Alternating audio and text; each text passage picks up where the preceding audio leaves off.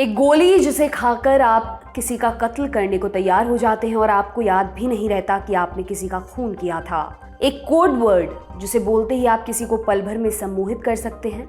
एक उपकरण जिसकी तेज फ्रीक्वेंसी की किरणें किसी की याददाश्त मिटा सकती हैं।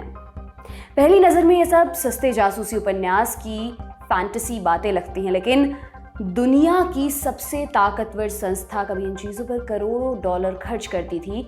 लोगों पर एक्सपेरिमेंट्स किया जाता, जिन लोगों पे एक्सपेरिमेंट होता वो मनोरोगी तो कभी खूनी बन जाते।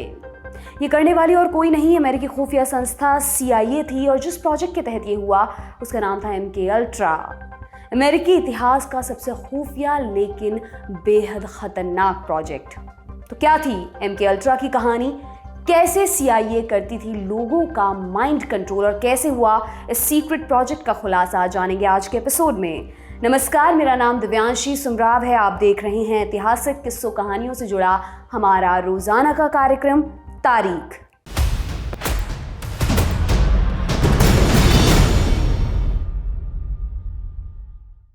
नवंबर 1953 की तारीख रात के 2:30 बजे न्यूयॉर्क शहर की पुलिस के पास एक फोन आता है।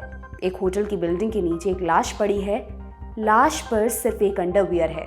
उसके आसपास कांच बिखरा हुआ है। होटल के 13वें फ्लोर पर एक खिड़की खुली हुई है। साफ पता चल रहा है वो शख्स इसी खिड़की से नीचे आया था। पुलिस ने जांच शुरू की। मरने वाले शख्स का नाम था फ्रैंक ऑल्सन। ऑल्सन एक वैज्ञानिक था। ऑल्सन जिस वक्त जमीन पर गिरा वहां कुछ लोग मौजूद थे। उनके अनुसार मरने से ठीक पहले वो कुछ कहने की कोशिश कर रहा था। बाकी तो कुछ समझ में नहीं आया, लेकिन एक नाम साफ साफ सुनाई दे गया, CIA। मरने से पहले ऑल्सन CIA का नाम क्यों ले रहा था? एक दूसरा सवाल ये भी था कि होटल की खिड़की का कांच कैसे टूटा? ऑल्सन के परिवार ने इन सभी सवालों के जवाब खोजने की भरपूर कोशिश की, लेकिन कोई जवाब उन्हें नहीं मिला। पुलिस ने भी ये केस क्लोज कर दिया। इस बात को 20 साल गुजर गए।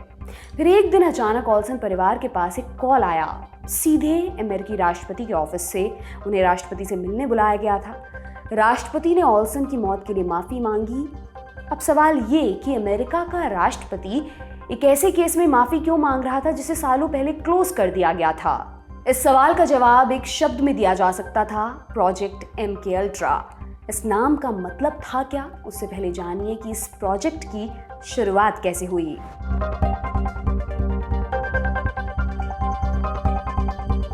कोल्ड वॉर के दौरान रूस और अमेरिका एक दूसरे की जासूसी किया करते थे। साल 1949 में अमेरिकी खुफिया एजेंसी को यूरोप में चल रहे एक अजीबोगरीब केस का पता चला। इस केस में जोसेफ मिनजेंटी नाम का एक पादरी कोर्ट में बिना पूछे ही तरह तरह की साजिशें बयान कर रहा था।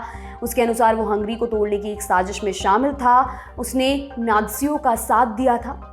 ये बातें वो यूं बोल रहा था जैसे उसे रटाई गई हों। जब एक के बाद एक ऐसे कई मामले सामने आने लगे तो CIA को लगने लगा कि रूस लोगों का ब्रेन वॉश कर रहा है। 1953 में कोरिया युद्ध में युद्धबंदी बनाए गए अमेरिकी जवान घर लौटे। इन लोगों में ब्रेन वॉशिंग के लक्षण दिखाई दे रहे थे। कई जवानों को तो बड़ी मुश्किल से अमेरिका लौटने के लिए राजी किया गया था। CIA को लगने लगा था रूस माइंड कंट्रोल की तकनीक ईजाद कर चुका है और अमेरिका अब इस क्षेत्र में कतई पीछे नहीं रह सकता। CIA के निदेशक एलन डलेस मानते थे कि दिमाग कंट्रोल करने की इस लड़ाई में जो जीतेगा, कोल्ड वॉर में जीत उसी की होगी। साल 1953 में डलेस ने माइंड कंट्रोल से जुड़े एक सीक्रेट प्रोजेक्ट को हरी झंडी दी। इस प्रोजेक्ट का नाम दिया गया MK अल्ट्रा। MK को हेड करने वाले शख्स का नाम था सिडनी गॉटलिब। ये वो व्यक्ति हैं जिन्होंने क्यूबा के राष्ट्रपति फिदेल कास्त्रो की दाढ़ी गिराने का प्लान बनाया था। गॉटलिब ने कास्त्रो की सिगार में जहर डालने का प्लान भी बनाया था, लेकिन वो सफल ना हो पाए। गॉटलिब की कहानी का एक छोटा सा सिरा भारत से भी जुड़ता है, लेकिन वो आगे बताएंगे। अभी जानिए कि गॉटलिब CIA के केमिकल हथियार डिवीजन के हेड थे। उनके नीचे बहुत से वैज्ञानिक काम करते थे। इनमें से कई वैज्ञानिक वो थे जिन्हें नाज़ी जर्मनी में इंसानों पर परीक्षण का अनुभव था। द्वितीय विश्व युद्ध के बाद नाज़ी वैज्ञानिकों को ऑपरेशन पेपरक्लिप के तहत अमेरिका लाया गया था। गॉटलिब ने प्रोजेक्ट MK अल्ट्रा के तहत इंसानों पर एक्सपेरिमेंट्स की शुरुआत की। क्या थे एक्सपेरिमेंट्स? इन परीक्षणों का एक ही उद्देश्य था, इंसानी दिमाग पर कंट्रोल करना। इसके लिए शॉक थेरेपी, रेडिएशन, नशे की गोलियां आदि तरीकों का इस्तेमाल किया जाता था। MK अल्ट्रा के तहत जो सबसे फेमस एक्सपेरिमेंट किया गया था उसे ऑपरेशन मिडनाइट क्लाइमेक्स के नाम से जाना जाता है।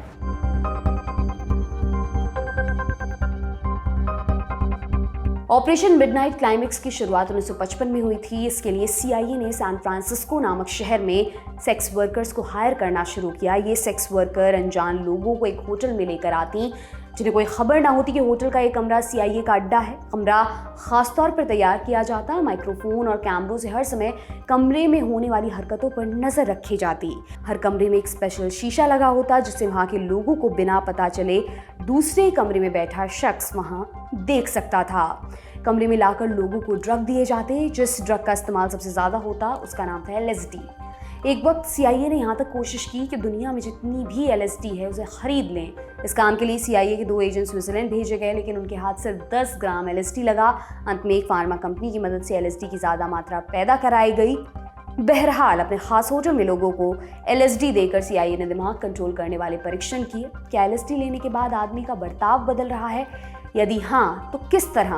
क्या सेक्स और ड्रग के जोड़ से वो आसानी से जानकारी उगल रहा है? ये सब बातें परीक्षण का हिस्सा थीं। मिडनाइट क्लाइमेक्स ऐसा अकेला ऑपरेशन नहीं था। CIA ऐसे एक्सपेरिमेंट्स दुनिया भर में कर रही थी। विदेशों में इस प्रोग्राम को एक अलग कोड दिया गया था, MK डेल्टा। यहाँ तक कि विश्वविद्यालय भी इससे अछूते नहीं थे। टेड कजिंस्की नाम का एक आतंकी, जो आगे चलकर यूनाबॉम्बर नाम से फेमस हुआ, हार्वर्ड में पढ़ते हुए CIA के एक्सपेरिमेंट्स का शिकार हुआ था। ऐसे ही चार्ल्स मेंसन, जिसके गिरोह ने एक हॉलीवुड हीरोइन की हत्या की थी, वो भी जेल में माइंड कंट्रोल एक्सपेरिमेंट से गुजरा था। इस काम के लिए CIA ऐसे ही लोगों को चुनती थी जो आम लोगों से अलग थे। अधिकतर लोग मनोरोगी या किसी मामले में सजा काटने वाले होते थे। उन्हें यह भी पता नहीं होता था कि उनके साथ कोई एक्सपेरिमेंट हो रहा है। 20 साल तक CIA MK अल्ट्रा को बेरोक टोक चलाती रही। फिर साल 1970 के दशक में एक इत्तेफाक के चलते इस ऑपरेशन का खुलासा हुआ।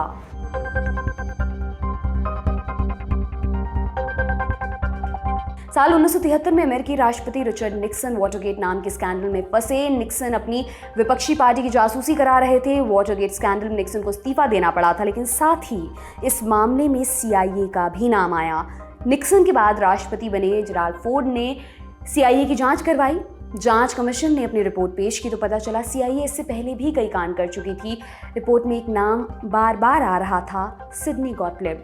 गॉटलिब तब रिटायर होकर भारत में सेटल हो गए। यहाँ वो एक हॉस्पिटल में कुष्ठ रोगियों की सेवा कर रहे थे। उन्हें अमेरिका में जांच कमेटी के आगे हाजिर होने को कहा गया। कमाल की बात यह थी कि इससे पहले अमेरिका में सिर्फ गिनती भर लोगों को गॉटलिब के बारे में पता था। पत्रकारों के पास उनकी तस्वीरें तक नहीं थी। गॉटलिब के बयान के आधार पर जांच कमेटी ने अपनी रिपोर्ट पेश की। इस रिपोर्ट के बाहर आने के बाद पहली बार अमेरिकी जनता ने MK अल्ट्रा नाम सुना। CIA खुद ही अपने नागरिकों पर गैर कानूनी एक्सपेरिमेंट्स कर रही थी। जैसे ही बात खुली, अमेरिकी प्रेस में हंगामा मच गया। हालांकि अभी तक केवल MK अल्ट्रा से जुड़ी ऊपरी जानकारियां मिल पाई थी। कुछ महीनों बाद जॉन मार्क नाम के एक पत्रकार ने सूचना के अधिकार कानून के तहत सरकारी कागजात निकलवाए। करीब 16,000 दस्तावेजों से मार्क ने MK अल्ट्रा की पूरी कहानी पता की। यहीं से ये भी पता चला कि फ्रैंक ऑल्सन, जिसकी कहानी हमने आपको पहले बताई थी, वो MK अल्ट्रा प्रोजेक्ट का हिस्सा था। केवल हिस्सा ही नहीं, उसे भी परीक्षण का हिस्सा बनाकर चोरी से LSD खिलाया गया था। इस मामले में राष्ट्रपति ने ऑल्सन परिवार से माफी मांगी और हर्जाने की एक बड़ी रकम परिवार को सौंपी। इसके भी कई साल बाद परिवार ने फ्रैंक ऑल्सन के अवशेषों को कब्र से निकलवाकर उनकी जांच करवाई। तब पता चला कि ऑल्सन के शरीर पर चोट के निशान थे, जो उसकी संभावित हत्या की ओर इशारा करते थे। इन्हीं दस्तावेजों से ऑपरेशन मिडनाइट क्लाइमेक्स का भी खुलासा हुआ। जॉर्ज वाइट हंटर नाम के एक एजेंट की डायरी से पता चला कि इस ऑपरेशन की आड़ में CIA अधिकारी तमाम गैर कानूनी धंधों में लिप्त थे। अपनी डायरी में हंटर लिखता है, मुझ जैसे ठेठ अमेरिकी को झूठ बोलने, धोखाधड़ी करने और ऐश काटने का मौका और कहाँ मिलता, वो भी सरकार की मंजूरी से। साल 1977 में MK अल्ट्रा के बारे में बहुत से खुलासे हुए, लेकिन इसके पूरे विस्तार का कभी पता नहीं चल पाया। साल 1973 में जब राष्ट्रपति निक्सन ने CIA के डायरेक्टर को हटाया था, जाते जाते वो MK अल्ट्रा से जुड़े अधिकतर कागजात नष्ट कर गए। CIA और सरकार ने दावा किया कि 1973 में MK अल्ट्रा प्रोग्राम खत्म कर दिया गया था और उसके बाद CIA ने ऐसा कोई कार्यक्रम नहीं चलाया। ये बात कितनी सच है CIA ही जाने, लेकिन इतना तय है कि MK अल्ट्रा कॉन्स्पिरेसी थ्योरीज की लंबी फहरिस्त से जुड़ गया, जिसे लेकर अब असलियत से ज्यादा किंवदंतियां सुनाई देती हैं।